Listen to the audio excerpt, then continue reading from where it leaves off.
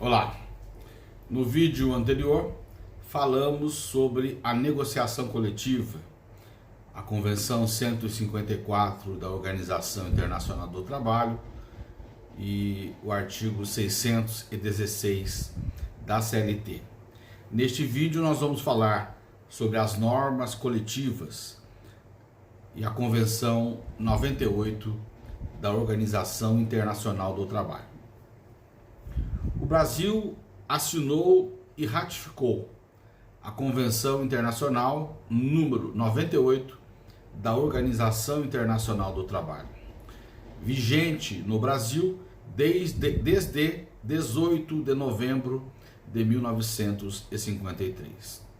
O artigo 2, item 1 da Convenção 98 da OIT estabelece que as organizações de trabalhadores e de empregadores deverão gozar de proteção adequada contra quaisquer atos de ingerência de umas e outras, quer diretamente, quer por meio de seus agentes ou membros, em sua formação, funcionamento e administração. No Brasil isso é respeitado, tanto é que o texto constitucional, no artigo 8º, inciso 1º, veda a interferência e a intervenção do Estado nas organizações sindicais, para que elas possam trabalhar com liberdade sindical, para que a liberdade sindical que lhes é conferida proporcione a obtenção da autocomposição. Através da autocomposição, empregados e empregadores, organizados através das suas entidades sindicais, podem elaborar convenção coletiva de trabalho. Ou o sindicato dos empregados, com a empresa ou as empresas, podem elaborar os acordos coletivos de trabalho. Mas, além da convenção coletiva e do acordo coletivo, existem outras normas coletivas que vamos encontrar na doutrina. E essas normas coletivas sempre serão elaboradas com a participação dessas entidades sindicais. As normas coletivas possuem natureza contratual, uma vez que delas decorrem um ajuste de vontades, ficando restrita às partes que negociaram. Na negociação coletiva, o princípio de proteção que orienta o direito individual do trabalho não se aplica, porque se entende que há igualdade entre os negociantes. Outra regra que deve ser observada diz respeito à interpretação, devendo ser buscada mais a intenção das partes do que o sentido literal das cláusulas, objeto de negociação coletiva. A interpretação deve ser sistemática e não de forma isolada. Deverá ser buscada a interpretação que maior eficácia traga à negociação coletiva. Ou melhor, que maior eficácia traga a cláusula objeto da negociação coletiva. E deve ser buscado o equilíbrio entre as partes interessadas. Tudo isso deve ser observado na interpretação das cláusulas de negociação coletiva. O jurista Eduardo Gabriel Saad, falando da importância da negociação coletiva, ressalta: não somos dos que consideram o pacto coletivo apenas um instrumento de composição de interesses em choque. É ele mais do que isso. É um meio, aliás, de inegável eficácia, pelo qual empregados e empregadores dividem responsabilidades no trato de todos os negócios da empresa, para que tenham encaminhamento capaz de dar maior rentabilidade ao capital e, ao mesmo tempo, permitir que salários altos possam ser pagos. Dentre as normas negociadas, além da convenção coletiva e do acordo coletivo mencionados, a doutrina também cita a figura do contrato coletivo de trabalho, o qual não encontramos no texto da consolidação das leis do trabalho, mas não há impedimento para que ele seja elaborado e seja reconhecido. Na redação original da CLT, a convenção coletiva era denominada contrato coletivo de trabalho, mas não é disso que se trata. Não é este instrumento de negociação que vamos denominar contrato coletivo de trabalho. Afinal, o que vem a ser contrato coletivo de trabalho?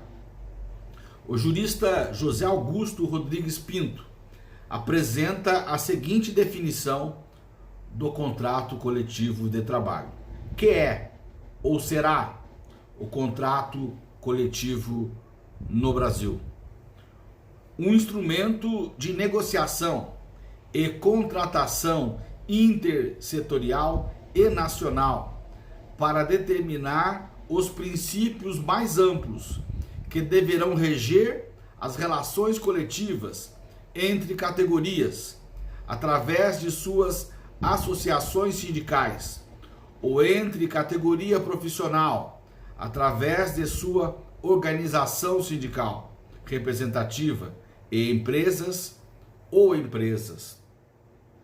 No mesmo sentido, escreve o jurista Sérgio Pinto Martins: assim, poderíamos concluir que o contrato coletivo seria o negócio jurídico de caráter normativo e natureza coletiva, de modo a regulamentar, criar ou estipular condições de trabalho. O contrato coletivo irá regulamentar temporariamente o conflito coletivo entre as partes, sob a forma de resolução pacífica do conflito pelas próprias pessoas interessadas, mas não deixa de ser um instrumento destinado à auto-organização, a auto-organizar a autonomia coletiva sindical. Imaginemos a figura do contrato coletivo de trabalho. Um contrato de trabalho elaborado de forma negociada. Os sindicatos de empregados e os sindicatos de empregadores participariam da elaboração desse contrato coletivo de trabalho, de forma que todo empregado daquela categoria profissional e todo empregador daquela categoria econômica estaria obrigado a cumprir aquele contrato coletivo objeto da negociação coletiva. Poderíamos ter contratos coletivos de aplicação regional, contratos coletivos de aplicação no âmbito de determinados estados ou regiões, ou mesmo o contrato coletivo aplicável de âmbito nacional. Imaginemos um contrato coletivo dos bancários. Qualquer bancário no Brasil inteiro, do Oiapoque ao Chuí, teria direitos e obrigações previstos naquele contrato coletivo de trabalho. Então, as categorias profissionais poderiam se organizar e elaborar contratos coletivos de âmbito nacional. Essa é a ideia. Mas é claro, o Brasil sendo um país continental, essa hipótese é de difícil implantação. As realidades são diferentes, de região para região. Em cada região pode haver peculiaridades. Na região sudeste, a realidade de São Paulo não é a mesma do Rio de Janeiro, de Minas Gerais ou do Espírito Santo. No próprio estado de São Paulo, perdão, as realidades são distintas. É diferente a realidade da região metropolitana de São Paulo, da Grande São Paulo, da região metropolitana da região de Campinas, da região metropolitana da Baixada Santista, da região metropolitana do Vale do Paraíba, Litoral Norte e Serra da Mantiqueira. É diferente a realidade dessas 4 regiões metropolitanas do estado de São Paulo com a realidade da região de Presidente Prudente, de Araçatuba, de Ribeirão Preto, de São José do Rio Preto. Então, no próprio estado de São Paulo, seria difícil a implantação de um contrato coletivo de trabalho. Ampliando ainda mais, em toda a região sudeste, a diferença entre os estados. Da mesma forma, a realidade da região sudeste pode não ser a mesma da região sul, do centro-oeste, do norte e do nordeste.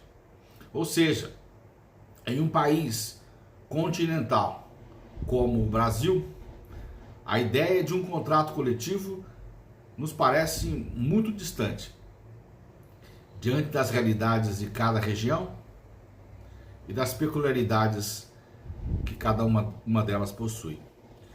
Por isso, de difícil implantação.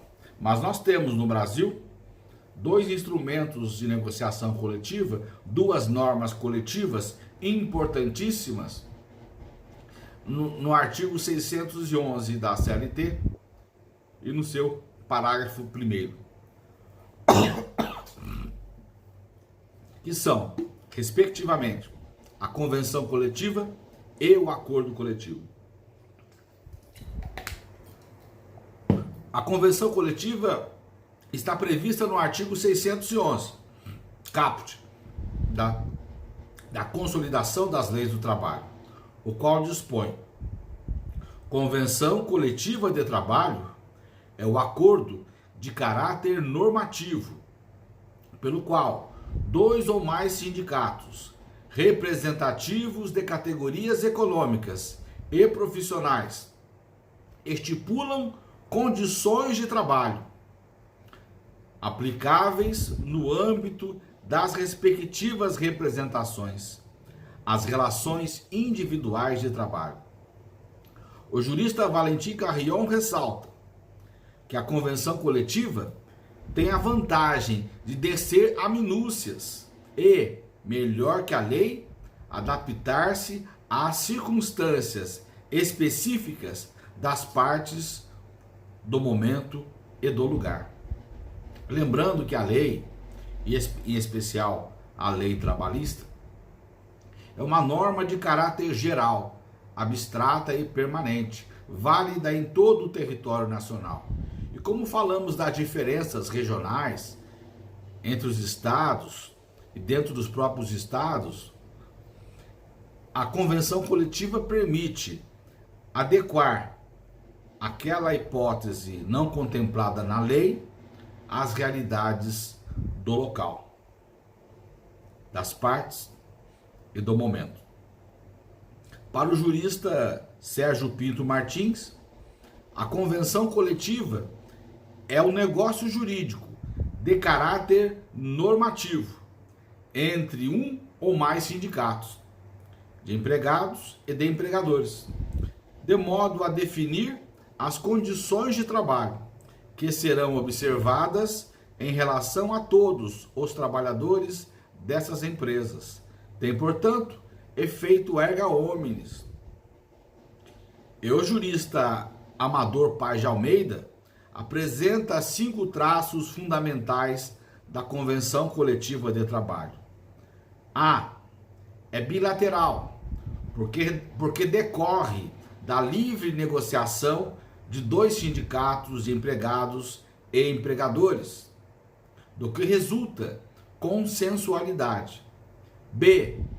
Tem natureza normativa, porque cria direitos e obrigações aplicáveis aos contratos individuais de trabalhos. Perdão, aos contratos individuais dos trabalhadores, por ela beneficiados. C. Tem, outrossim, aplicação restrita, porque só as categorias econômicas e profissionais por ela abrangidas estão obrigadas a observá-la. E D. É, finalmente, intersindical, porque celebrada necessariamente entre sindicatos. Então, esse instrumento de negociação, a convenção coletiva, é importantíssimo. É o resultado da autocomposição, a melhor forma de solução dos conflitos trabalhistas.